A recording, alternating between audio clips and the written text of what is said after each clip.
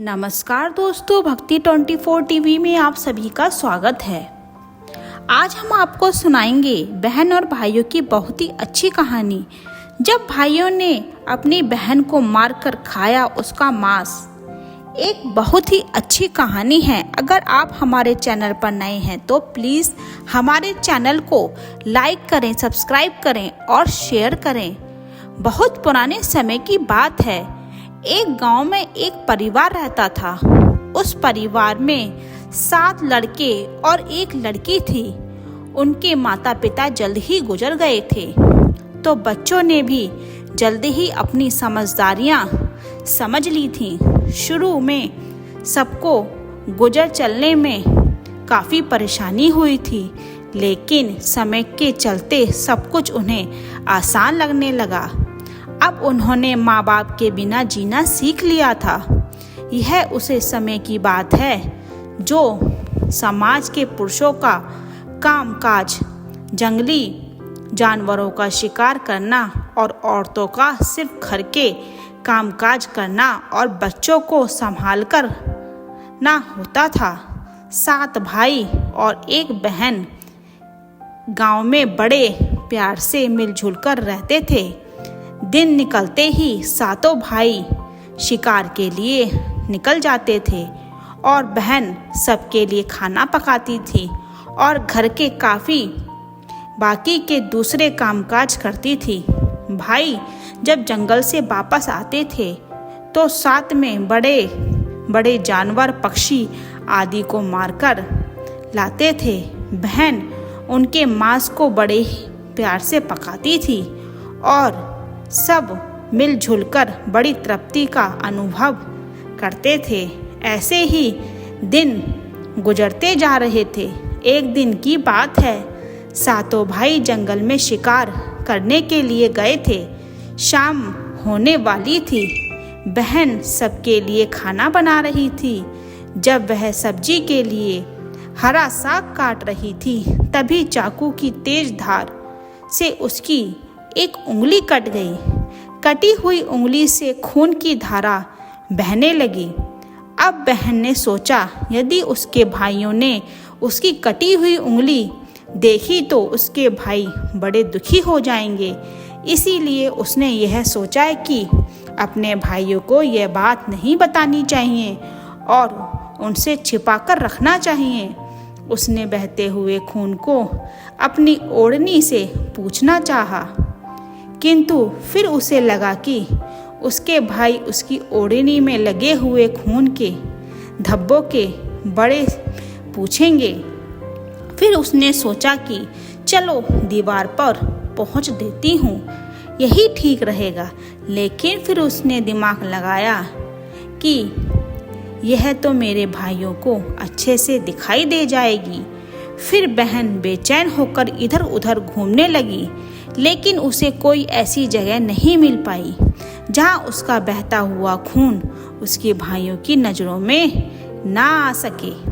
इसीलिए उसे कोई उपाय न मिलने पर उसने इस साग से पोंछ दिया। खाने के लिए बना रही थी जिस साग को, उस खाने से साग से पोंछ दिया। इससे अपना खून जो उसे पूछ दिया। शाम को भाई जंगल से वापस आए। बहन ने भाई के लिए खाना परोसा। आज 7 भाइयों को साग बहुत ही स्वादिष्ट लगा। 7 अपनी उंगलियां चाटते रह गए और अपनी बहन की साग काल की तारीफ करने लगे। अपनी तारीफ सुनकर बहन भी बहुत प्रसन्न हुई और फूली ना समाई। दिन भर के थके हुए 7 भाई उस दिन जल्दी सो गए। उंगली कटने पर बहन को दुख तो था। जब अगली सुबह हुई तो सुबह रोज की तरह वह बड़े भाई में बातें करने लगे कि रात के साग में बहन ने जो साग बनाई थी उसकी चर्चा होने लगी। सब खाने लगे कि कल इतना स्वादिष्ट साग उसने खाया कि आज तक ऐसा स्वाद नहीं खाया। सबने किया कि आज घर चलकर इसके बड़े ने अपनी बहन से जरूर पूछेंगे और जानकर रहेंगे कि साग में उसने ऐसा क्या मिलाया था। शाम को सातों भाइयों ने जब घर आए तो दोबारा अपनी बहन की बात कुशलता की तारीफ करते हुए पूछा, हमारी प्यारी बहन, कल रात के साग में तुमने ऐसा क्या मिलाया था? बहन बताना तो नहीं चाहती थी। वह सोच रही थी अगर उन्हें पता चला कि उंगली काटी गई है तो मेरे सारे भाई दुखी हो जाएंगे। इसीलिए उसने कहा कि कुछ नहीं बड़े भैया, सब जो रोज बनाती हूँ वही बनाया था। तो उसका बड़ा भाई कहने लगा, प्यारी बहन, तुम्हें आज बताना ही पड़ेगा और मैं जानना चाहता हूँ कि हमारी बहन ने इतना स्वादिष्ट साग कैसे बनाया। तुम्हें मेरी सौगंध है बहन, तो तुम्हें आज सच्चाई बतानी ही पड़ेगी। बड़े भाई का सब सम्मान करते थे, इसलिए बहन को भी अब सच बोलना पड़ा। उसने धीरे धीरे सारी बात बतानी शुरू की। कहा, भैया बस इतना सा अपना खून मिला दिया था और ज़्यादा कुछ नहीं, क्योंकि मेरी उंगली कट गई थी। मैंने सोचा कि आप लोगों को पता चलेगा तो आप दुखी होने लगोगे, इसीलिए मैंने अपने खून को जो इसी में मिला दिया। यह सुनकर 6 भाइयों ने सोचने लगे कि इसके खून की चंद बूंदें इतनी स्वादिष्ट हैं तो इसका मांस कितना स्वादिष्ट होगा। रात के खाने के बाद सातों भाई सोने के लिए चले गए। सातों ने फिर इस बात की चर्चा की। छिड़ गई। बड़ा भाई कहने लगा, अरे भाइयों, खून की कुछ बूंदें हमारी बहन की इतनी स्वाद हैं तो सोचो उसके शरीर का मांस कितना स्वादिष्ट होगा। सबने बड़े भाई की हाँ में हाँ मिलाई और अगले दिन शिकार के लिए सातों भाई जाते हैं। समय की सातों भाइयों ने योजना बनाई कि बहन को मारकर उसका मांस बनाएंगे और खुश स्वादिष्ट बहन को मांस होगा। 7वें भाई को अपने बड़े भाई की योजना बिल्कुल भी अच्छी नहीं लगी। वह अपनी बहन को बचाने के लिए बेचैन हो गया। वह खुलकर इसका विरोध तो नहीं कर सकता था, क्योंकि 6 भाई एक तरफ और वह अकेला एक तरफ शिकार करने के बाद सभी भाइयों ने मिलकर एक डिले पर बांस के पत्तों से बना एक चबूतरा बनाया, जिसे चंद कहते हैं। उसकी योजना यह थी कि बहन को बुलाकर फुसलाकर यहाँ लाएंगे और तीर मारकर अपनी बहन की हत्या कर देंगे और उसका स्वादिष्ट मांस खाएंगे। अगले दिन बड़े भाई ने अपनी बहन से कहा, मेरी प्यारी बहन, अब तुम बड़ी हो गई हो और शादी के लिए लायक हो गई हो। मैंने तुम्हारे लिए एक सुंदर वर की तलाश की है। आज हम उसको देखने जाएंगे और उसका घर भी देखकर आएंगे, इसलिए तुम भी सचमुच हमारे साथ चलो। बहन शादी की बात से बहुत खुश हुई। तुरंत तैयार होकर भाइयों के साथ चलने लगी। चलते चलते जब बहन थक गई, बड़े भाई से पूछने लगी, भैया मेरा ससुराल अब कितना दूर है?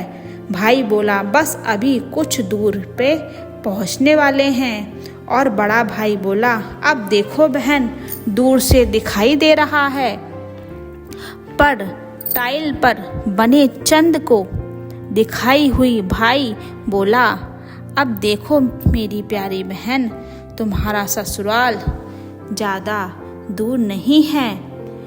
सुनकर बहन आनंदित हो उठी और चंद पहुँचने ही बड़े भाई ने अपने छोटे भाई को, अपनी बहन को चंद पर खड़ा करके उसको रस्सी से और बांस के खंभों के सहारे बांधने का आदेश दिया।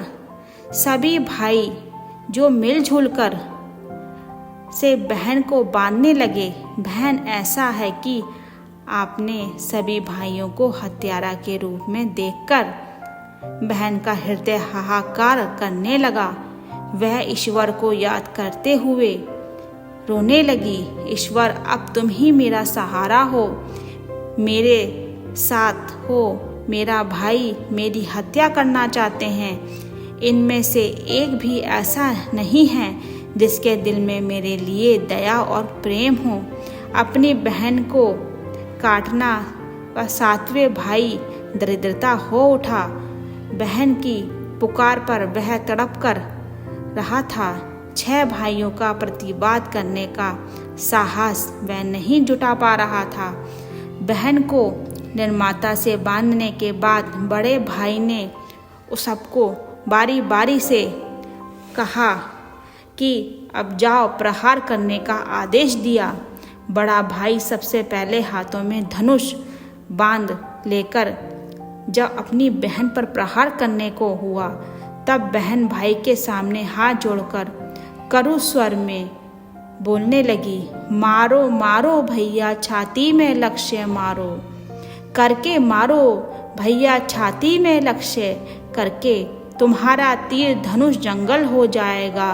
भैया मारो मारो छाती में लक्ष्य करके, छाती में लक्ष्य करके, भैया छाती में लक्ष्य करके। भाई ने कठोरता दिखाई हुई तीर चलाया और उसका निशाना चूक हो गया, लेकिन आज भी फल हो गया। उसके बाद अब दूसरे भाई ने तीर चलाने को तैयार हुआ। बहन ने उसके आगे भी हाथ जोड़कर वही गाया, उसका भी निशाना चूक गया। इसी तरह सभी भाइयों ने बारी बारी से बहन की छाती को लक्ष्य करके तीर करने की कोशिश की। बहन हर बार यही गीत दोहराती रही। 6 भाई लक्ष्य भेद करने में असफल रहे और 7वें भाई की बारी थी। 6 भाई उसने कहा कि भाई पूरी ताकत से तीर चलाना, बहन को एक भी तीर लगना चाहिए। यदि तुम्हारा तीर निशाना चूक गया तो तुम जिंदा नहीं बचोगे, हम सब तुम्हें मार देंगे। बहन ने छोटे भाई की जान बचाने के लिए अच्छी तो उसने अपनी जान न्यौछावर करने पर और अपने छोटे भाई को बचाने का निश्चय किया। वह ईश्वर से प्रार्थना करने लगी, ईश्वर, मेरे भाई का तीर मेरी छाती बेंधना में सफल हो जाए। मैं फिर करूं गीत गाने लगी, मारो मारो भैया छाती में लक्ष्य करके, भैया छाती में लक्ष्य करके, मेरा तीर मेरी छाती भेद जाए। मारो मारो भैया छाती में लक्ष्य करके, भैया छाती में लक्ष्य करके। छोटे भाई ने तीर चलाया, उसका तीर बहन के मर्म पर जा लगा। वह दर्द से तड़प उठी। कुछ देर तक छटपटाने के बाद उसके प्राण आखिर चले गए। सातों ने मिलकर अमृत बहन का शरीर चारों से नीचे उतारा। 6 भाइयों ने मिलकर बहन के शरीर की बोटी बोटी काट डाली। बड़े भाई ने 7वें भाई को जंगल से लकड़ी और पानी लाने का आदेश दिया। छोटा भाई पानी और लकड़ियाँ लाने के साथ साथ कुछ मछलियाँ लेकर आया। वह अंदर ही अंदर बहुत दुखी था। उसके भाई बहन का मांस बड़े शफ से पाक रहे थे। वह अपनी प्यारी बहन का मांस नहीं पका पाएगा। अगर नहीं खाएगा तो अन्य भाई उसे गाली देंगे। उसने मांस बनाते समय चुपके से अपने साथ लाई मछलियाँ और आज से दाल दिए और अपना खाने का जुगाड़ कर लिया। चावल और मांस तैयार हो गया। छोटे भाई ने पहले ही अपने बैठने का स्थान बना लिया था। एक छोटा सा गड्ढा खोद दिया था उसने अपनी पत्नी अपनी बहन के मांस को चुपके से उसे घड़े में डाल दिया और मछली खाने लगा। बाकी 6 भाई बहन की हड्डियां चबाने लगे। छोटा भाई केकड़ा चबाने लगा। जब सबने बहन के शरीर का स्वादिष्ट मांस खाकर अपना पेट भर लिया तो बड़े ने तो 7वें भाई को कहा कि झूठ साफ करके कहा कि उसे जो बची कुची हड्डियां और शरीर के अन्य भाग जैसे सर, नाखून, पंजे सबको इकट्ठा करके उसे घड़े में डाल दिया और ऊपर से मिट्टी से ढक दिया। कुछ समय के बाद मिट्टी से उस बहन की बचे हुए मांस के टुकड़े डाल दिए थे। उस स्थान पर बस एक पौधा लगाया। धीरे धीरे वहाँ पर झुंड बन गया। एक बार कहानी से एक संत आए और इस बात की सुरमुट तले छुपकर माल्टी करने लगे। इस समय आकाशवाणी हुई, संत दुर्गंध आ रही है, संत दुर्गंध आ रही है। बार बार वह आकाशवाणी सुनी देने लगी तो संत ने झटपट उस स्थान को साफ कर दिया और उन्होंने सुरमुट में से एक बांस को काट लिया और अपने हाथ साथ ले गए। उस बात को उन्होंने काटकर एक बहुत ही सुंदर बांसुरी बनाई और वह उसे बजाकर दिन भर लोगों के घर जाकर भिक्षा मांगते थे और बदले में खूब और सर उपदेश देते थे।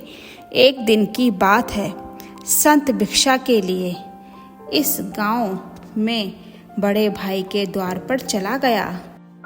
दुश्मन सबसे बड़े भाई के घर नहीं बढ़ो रे बांसुरी, दया प्रेम सब छोड़कर रिश्ते में यही दाग लगाया है। नहीं बजे रे बांसुरी, यही है दुश्मन सबसे बड़े बांसुरी योगी के वजह से बार बार निकल रही थी। इस तरह की कड़ू आवाज से बड़े भाई के पसीने छूटने लगे। उसने अपने पत्नी से योगी को तुरंत भिक्षा देकर विदा करने को कहा। इसी तरह योगी बाबा बारी बारी से 6 भाइयों के द्वार पर गए और उनके आंगन पर बांसुरी यही कहती थी। स्वयं यह गीत बजने लगता था। उन्होंने भी अपनी पत्नी को तुरंत ही कुछ भिक्षा देकर संत को विदा करने को कहा और अपनी बहन की हत्या अंतिम समय 7वें भाई के द्वार पर पहुंच चुके। अभी तक कुंवारा था छोटा भाई, अकेले राहत था। जब योगी बाबा उसके द्वार पर उपस्थित हुए तो बांसुरी बोली, उठी बड़े रे बाजरो बांसुरी, मेरे सबसे छोटे भाई के घर। माँ ही माँ की बात माँ में छुपकर युग युग से रखा। अंत में बाजू रे बांसुरी, यही है मेरे सबसे प्यारा भाई का घर। योगी की बांसुरी से प्यार और दिलचस्प गीत बजते हुए और सुनकर छोटे भाई ने उन्हें सम्मान के साथ अपने घर में बैठने के लिए कहा और जलपान से उनका सत्कार किया। उसके बाद बांसुरी के विषय में चर्चा हुई तो योगी ने बांसुरी के जन्म की कहानी छोटे भाई को पूरी बताई कि कैसे उसने बांस को काटकर बांसुरी बनाई है, कैसे आकाशवाणी हुई थी। छोटे भाई ने उसे बांसुरी को योगी से लेने की प्रार्थना की तो योगी ने छोटे भाई को वह बांसुरी सौंप दी। योगी के चले जाने के बाद अब छोटे भाई ने बांसुरी को अपने बिस्तर के सिरयाने की तरफ साफ सुथरे स्थान पर धूप दीप जलाकर सम्मान के साथ रख दिया। कुछ दिनों के बाद छोटे भाई के घर में परिवर्तन दिखाई देने लगे। जब वह काम से घर लौट कर आता था तो घर साफ सुथरा पाता था। जब रोज रोज यही बात दोहराने लगी तो छोटे भाई ने अपनी भाभीियों के घर जाकर पूछा कि भाभी, मेरी गैर हाजिरी में आप लोग मेरे घर की सफाई करते हो क्या? सभी भाभीियों ने जवाब दिया, हमें अपने घर के कामकाज से तो फुर्सत है नहीं, तुम्हारा घर कैसे साफ करेंगे? छोटे भाई ने निश्चय किया कि आज वह छुपकर देखेगा कि उसका घर कौन साफ करता है। इसीलिए छोटे भाई काम पर नहीं गया और वह घर के एक कोने में छिप गया। घर संसार साफ होते ही जहाँ पर बांसुरी स्थापित की थी वहाँ से उसकी बहन की शक्ल की एक लड़की निकली और उसने घर का सारा काम किया और फिर इस बांसुरी में शाम हो गई। छोटे भाई ने यह सब देखा तो उसे अपनी आंखों पर विश्वास नहीं हुआ। फिर छोटे भाई ने यह बात अपनी बड़ी भाभी को बताई। भाभी ने अपने छोटे को समझाया कि जैसे ही लड़की बांसुरी से बाहर निकलेगी तुम उसे बांसुरी को आग के हवाले कर देना, उस पर तुलसी जल छिड़क देना, फिर देखना क्या होता है। छोटे भाई ने बड़े भाई भाभी की कहे मुताबिक सारी काम किए। उसने लड़की के निकलते ही बांसुरी को आग में दहला दिया और लड़की पर पवित्र तुलसी डाल दी और छिड़क दिया।